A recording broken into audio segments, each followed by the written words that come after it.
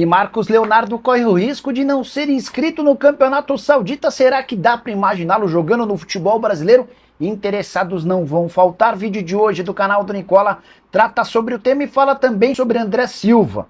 Existe alguma possibilidade de o atacante do São Paulo precisar passar por cirurgia depois de ficar quase todo o segundo semestre sem jogar? Já o São Paulo tem 9 saídas confirmadas para 2026. Te conto quanto o São Paulo já economizou com todas essas saídas. Para completar, últimas de mercado, bastidores, finanças e muito mais. Fala aí pessoal, sou Jorge Nicola, bem-vindos a mais um vídeo do canal Sem Perder Tempo. Pedir para deixar like, se inscrever no canal e ativar as notificações. E o São Paulo já tem 9 saídas confirmadas de atletas do seu elenco para 2026, garantindo uma economia gigante. Já te trago esse número antes, só contextualizar quem deixou o tricolor. As duas últimas baixas, Mailton emprestado ao Fortaleza até dezembro de 26, mesmo período em que Matheus Belém, zagueiro, ficará no Camboriú. Antes deles, já haviam sido negociados, ou haviam deixado o clube. Oscar, que se aposentou, Rigoni, Dineno e Leandro, que não tiveram seus contratos renovados, Jandrei e Patrick, emprestados ao Juventude, e Luiz Gustavo, que por opção do São Paulo, também ficou livre. Com todas essas baixas, por opção do São Paulo, o tricolor estima uma economia superior a 5 milhões de reais por mês. E esse dinheiro será investido na contratação de atletas. Já contei para vocês que o São Paulo não pode pagar pelos direitos econômicos, mas vai se utilizar de salários um pouco mais altos para reforçar seu elenco, de olho na próxima temporada. Até aqui o único reforço confirmado do São Paulo, Danielzinho, que chega livre no mercado depois de deixar o Mirassol. O tricolor também pretende anunciar nos próximos dias a chegada de Gaston Ávila, zagueiro argentino que pertence ao Ajax e esteve emprestado em 2025 ao Fortaleza. Hora de falar sobre o São Paulo. Que história é essa de que André Silva, depois de todo um semestre se recuperando de uma lesão no joelho de forma conservadora, pode passar por cirurgia? Pois bem, essa especulação surgiu nas redes sociais, fiz questão de checar com o departamento de futebol do São Paulo. Tricolor assegura que não há nenhuma indicação até agora sobre a necessidade de uma intervenção cirúrgica. Só para lembrar o caso, em agosto o André Silva se machuca, ele tem uma lesão no ligamento cruzado posterior e um estiramento no ligamento cruzado anterior do joelho direito. Essa lesão acontece em agosto de 2025. Na oportunidade, o São Paulo passou 2 alternativas para o André Silva. Faz a cirurgia ou tenta um tratamento conservador, sem a necessidade de uma intervenção. Por opção do André Silva, a escolha foi de não fazer a cirurgia. E o tricolor garante que o André Silva está bem, mas o teste vai ser feito a partir de 2 de janeiro. Com a reapresentação do elenco, todos os atletas passarão por uma revisão médica na nova estrutura do Departamento Médico do São Paulo. O tricolor fez uma grande limpa. E médicos, fisiologistas, fisioterapeutas e todos os atletas serão reavaliados. Se o André apresentar qualquer dificuldade, pode-se discutir uma outra alternativa, mas o tricolor tem hoje a informação de que o André Silva está bem e apto para voltar a trabalhar com bola, treinando com os companheiros a partir de janeiro.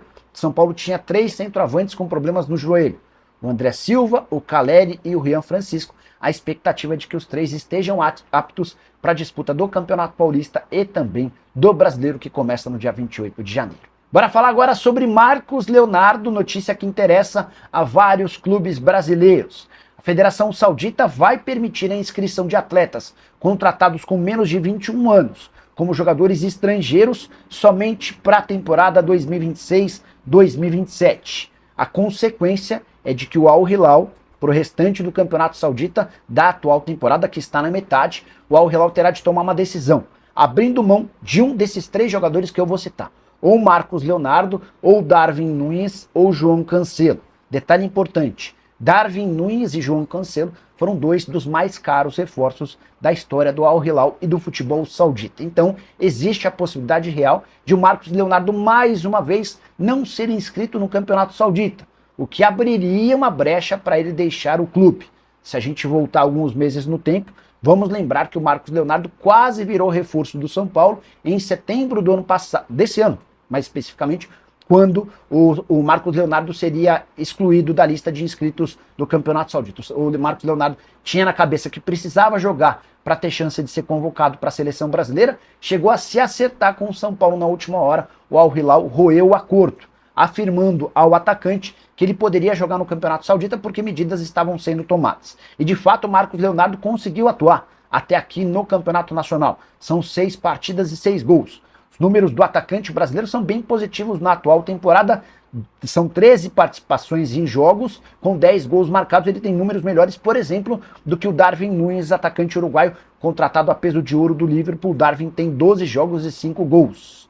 Se o Marcos Leonardo for o preterido dessa escolha dos 3 atletas, Marcos Leonardo pode buscar espaço em outro clube brasileiro, ainda que seja por empréstimo até a metade do ano. E não vão faltar interessados. Dá para contar que o Flamengo, que quer um centroavante com mobilidade, vê no Marcos Leonardo alguém com excelentes características. O São Paulo, por ter o Marcos Leonardo como torcedor tricolor, pode também tentar uma nova investida, mas essa situação só será definida a partir da escolha do Al Hilal em relação aos 2 estrangeiros que ainda podem ser inscritos. O que você pensa sobre o Marcos Leonardo? Cabia no seu clube do coração? Já usa o espaço para comentário para deixar sua opinião. Só não esquece de deixar like e se inscrever no canal. Quero falar agora sobre o São Paulo, que voltou a debater a contratação de Gastón Ávila. Dá para dizer que há otimismo pelos lados do Morumbi em relação à chegada do zagueiro argentino de 24 anos de idade que pertence ao Ajax. O Ávila esteve emprestado ao Fortaleza ao longo da temporada. Com o rebaixamento do time, o Lion descartou a possibilidade de comprá-lo, operação de compra de 6 milhões de euros. São Paulo havia feito ao Ajax a seguinte proposta: empréstimo gratuito, com metade do salário sendo pagos pelo time holandês. Só que o Royal Antwerp, da Bélgica, e um time da Major League Soccer também entraram na parada. Até por isso, São Paulo precisou melhorar as condições desse empréstimo. A última proposta feita pelo tricolor agradou ao Ajax. Como o Gastón Ávila já havia dito sim para o São Paulo, existe a expectativa de que nas próximas horas, talvez ainda nessa semana, o Ávila possa ser anunciado como o segundo reforço tricolor para 2026. O primeiro, você sabe, Danielzinho, volante de 31 anos de idade, que havia sido adquirido no fim do seu contrato com o time do Mirassol. Só para completar em relação ao São Paulo, contei para vocês ao longo dessa semana que Marlon Freitas interessa. Jogador que pertence ao Botafogo e pode ser envolvido numa troca. O grande problema é que o Pablo Maia, como eu também já havia contado, não se interessou pelas cifras oferecidas pelo Botafogo. Ou o Botafogo aumenta a sua oferta ou não haverá negócio. Hora de falar sobre o São Paulo, que terá dinheiro extra. O tricolor tem em mãos uma proposta de 6 milhões e meio de reais pelo atacante Eric. Jogador que pertence ao São Paulo, esteve emprestado ao Vitória.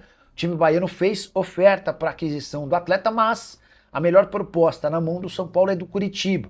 Coxa oferece 1 milhão de euros pelo atleta de 28 anos de idade. Como o Vitória ofereceu menos e ainda deve 1 milhão de reais da multa por ter utilizado o Eric no confronto contra o São Paulo no finalzinho do Campeonato Brasileiro de 2025, tudo leva a crer que o Eric vai ser reforço do Coxa.